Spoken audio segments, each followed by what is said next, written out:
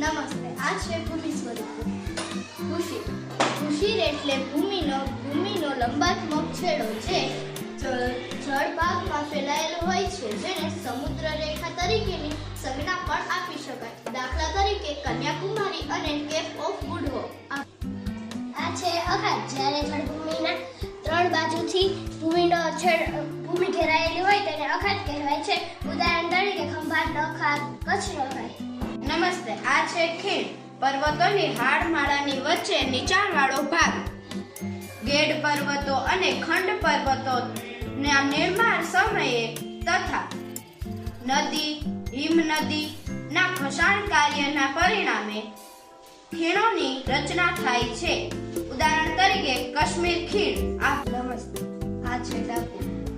જે ભૂમિ ભાગો ચારે બાજુથી જળ વિસ્તારોમાં ઘેરાયેલા હોય તેને ટાપુ તરીકે ઓળખવામાં આવે છે. ઉદાહરણ તરીકે બેટ દ્વારકા, માળા બેટ, શિયાળ બેટ વગેરે.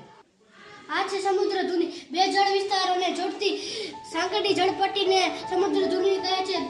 ઉદાહરણ તરીકે શ્રીલંકા અને ભારત વચ્ચે ઉલ્પાકની સમુદ્ર ધુની. આ છે સંયોગિત ભૂમિ.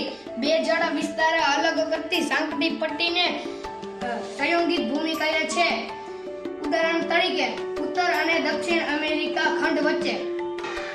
આ છે દ્વીપકલ્પ. જે ભૂમિના ત્રણ ભાગોને સમુદ્ર અડતી ને એક ભાગ ભૂમિના સ્થાનમાં આવતી જેને દ્વીપકલ્પ કહે છે.